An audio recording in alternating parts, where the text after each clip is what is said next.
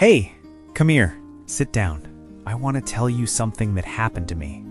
Something that changed everything I thought I knew about being alone, about giving up, and about what it really means to grow.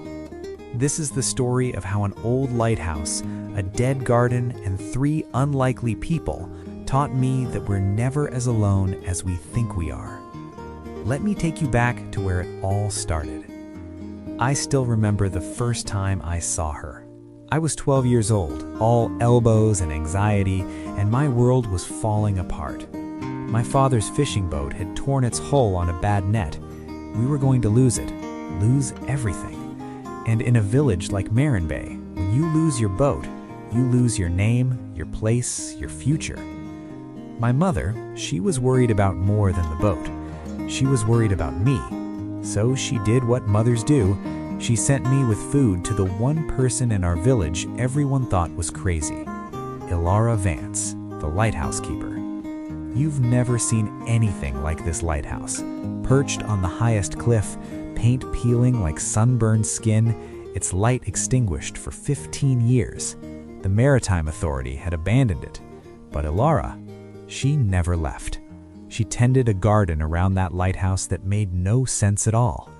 Roses, in salt wind, in coastal storms. Roses that shouldn't have lived, but did.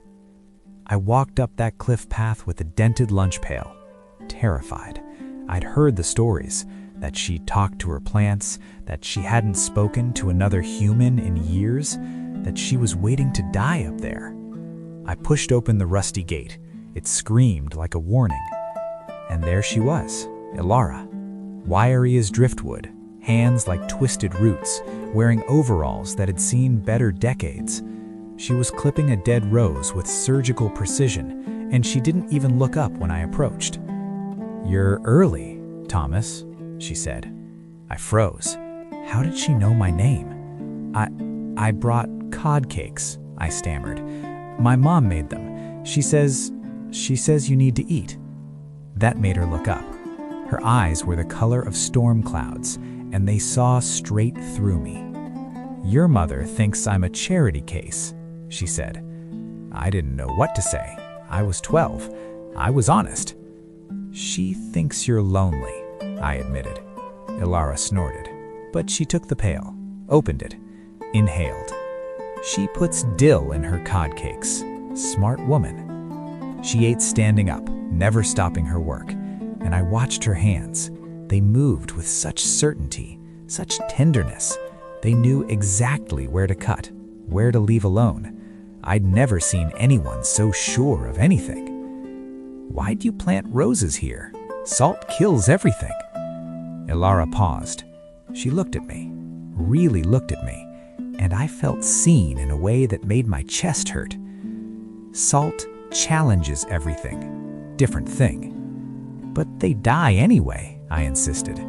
I was talking about the roses, but I was also talking about my father's boat, about us, about everything I was afraid of losing. Elara set down the pail.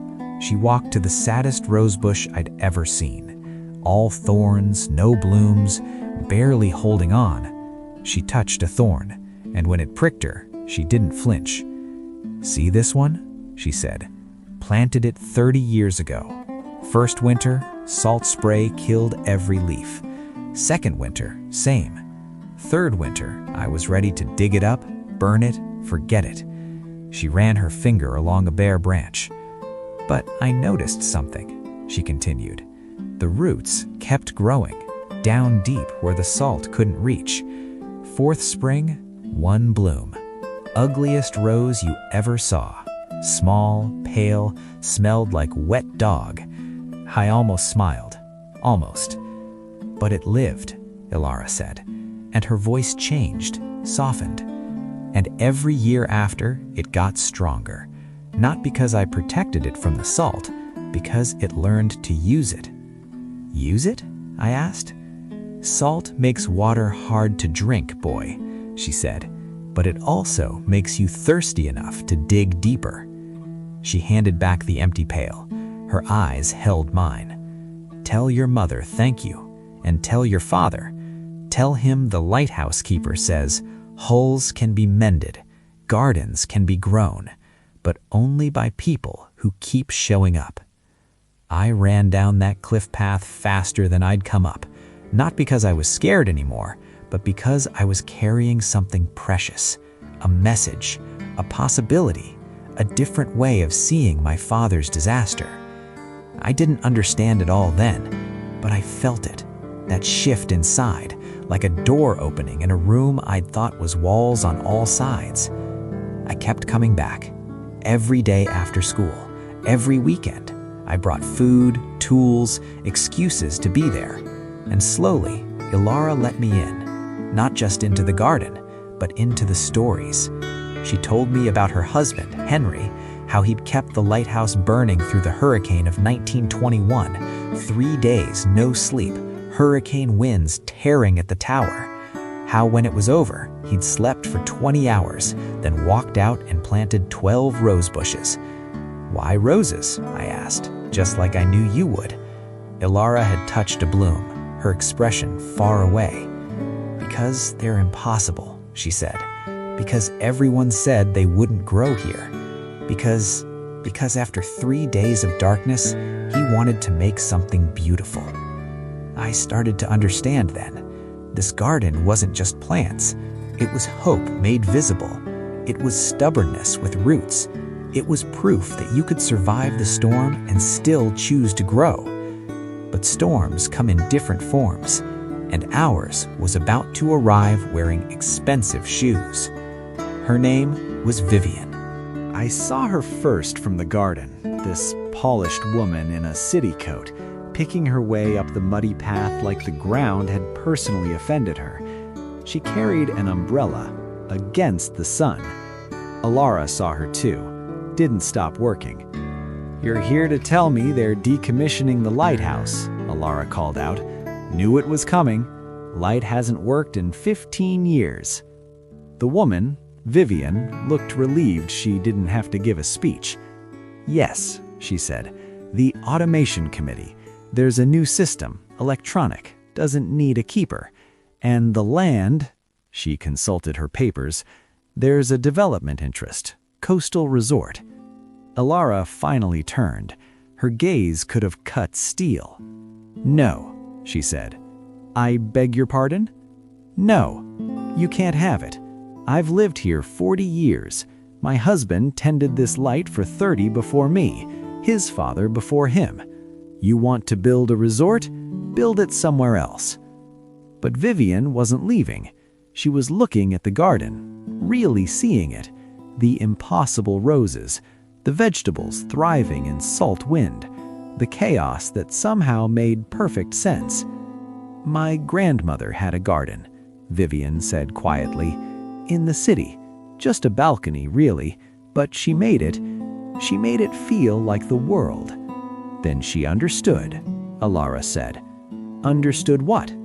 "That gardens aren't about plants. They're about patience, about believing something good is coming even when you can't see it yet." Vivian looked around. The leaning lighthouse, the wild garden, the view where ocean met sky in a line so perfect it hurt. "I see something that doesn't fit on my spreadsheet," she admitted.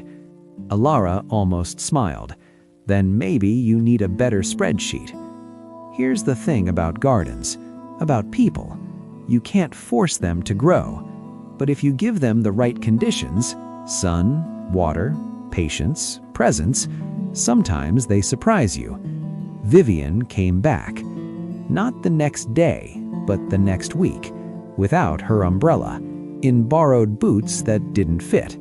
She stood in the garden looking helpless and determined, and I taught her how to prune tomatoes badly while she taught me that adults could be just as lost as kids. "You're cutting the wrong branch," I told her.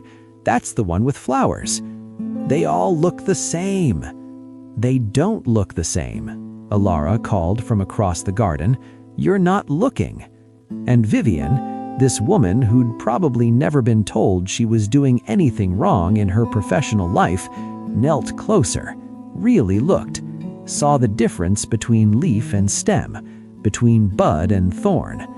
When she cut correctly, we all cheered. It was a small thing, but small things matter. They stack up. They become the foundation. I brought my father that week. I'd been talking about Elara's lessons non-stop. The salt, the roots, the digging deeper. He'd been listening, I realized, even when he pretended not to. Even when he was bent over his damaged boat, trying to see a future that wasn't there. I could look at the hulls, my father told her.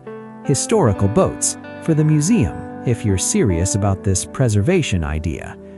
Elara pressed the lighthouse key into my palm that day, then folded Vivian's hand over mine, then my father's over both. A lighthouse is just a tower. A garden is just dirt. But together they're a promise that someone is watching, that someone cares, that no matter how dark the night, the light will come again. I felt the weight of that key, the weight of all the hands that had held it before, and I understood finally what Elara had been trying to teach me. We're not meant to bloom alone. The year that followed was magic. Not easy magic, hard magic, the kind you work for. We saved the lighthouse. Vivian found grants, pulled strings, learned to fight bureaucracies with the same determination she applied to learning composting. My father restored old fishing vessels, taught the village children boat building, found that his hands could create as well as mend. I grew 3 inches and learned to tend a light that hadn't burned in 15 years. And Elara? She became the heart of it all, the keeper of stories, the master of impossible gardens. But gardens teach you something about seasons, about change, about letting go. The end of that second spring, Elara started slowing down. Her hands, those certain hands, began to tremble. Her walks through the garden grew shorter. She spent more time on the bench we'd built, watching us work, correcting our mistakes with gentle words. You're not pruning that rose. You're performing surgery on it. Less precision, more trust. I don't want to hurt it, I admitted. Growth requires cutting. Dead wood steals energy from new blooms. You have to let go of what was to make room for what will be. She was talking about the rose. She was talking about herself. I knew it, and it broke my heart. And I kept pruning, because that's what she was teaching me, to keep showing up even when it's hard. Her daughter came that summer, Margaret, a woman with soft hands and city clothes and 15 years of distance in her eyes. She'd read about the lighthouse in a magazine, the lighthouse that refused to die. She hadn't known her mother was happy.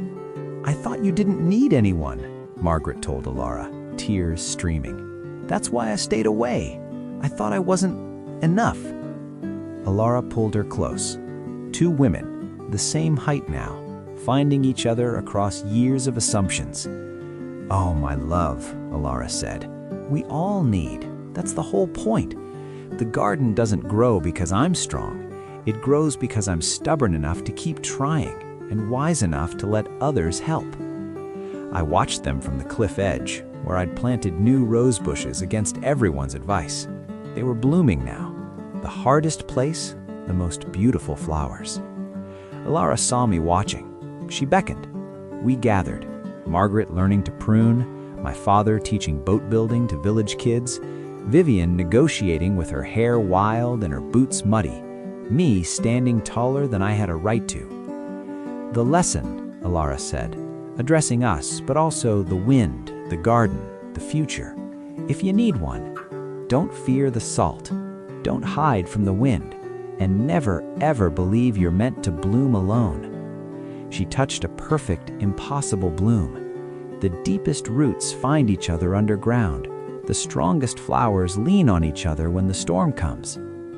Elara passed that winter, peacefully, in the lighthouse, in her sleep, surrounded by the garden she'd grown and the family she'd assembled. We buried her on the cliff, where the roses were deepest, where the view went forever. I was 13 then. old enough to understand that endings are part of the garden, young enough to feel the unfairness like a physical weight. But here's what she left me, what she left all of us. The lighthouse still stands. The garden still grows, wilder now, more diverse, tended by dozens of hands. My father runs the Maritime Heritage Center. Vivian left her corporate job to manage community gardens up and down the coast. Margaret comes every summer to tend her mother's roses. And me? I'm 23 now. I still live in Marin Bay. I still climb that cliff path every morning, and I tell this story to school groups, to visitors, to anyone who needs to hear it. Because Elara was right. We're all lighthouse keepers, all gardeners, all ships looking for safe harbor. The light you give away comes back brighter. The care you plant grows beyond what you can see. And the salt that stings your wounds can also teach you to dig deeper, reach further, find the others who are digging too. So if you're watching this and you're in a storm right now, if the salt is burning and the wind is howling and you're not sure you can survive another night, I want you to remember this. The roses on that cliff shouldn't exist. They were impossible. Everyone said so. But someone kept planting. Someone kept watering. Someone believed that beautiful things could grow in hard places. And eventually, the roses believed it too. You're not meant to do this alone. Find your garden. Find your keepers. Be the light for someone else, and let them be the light for you. That's the story.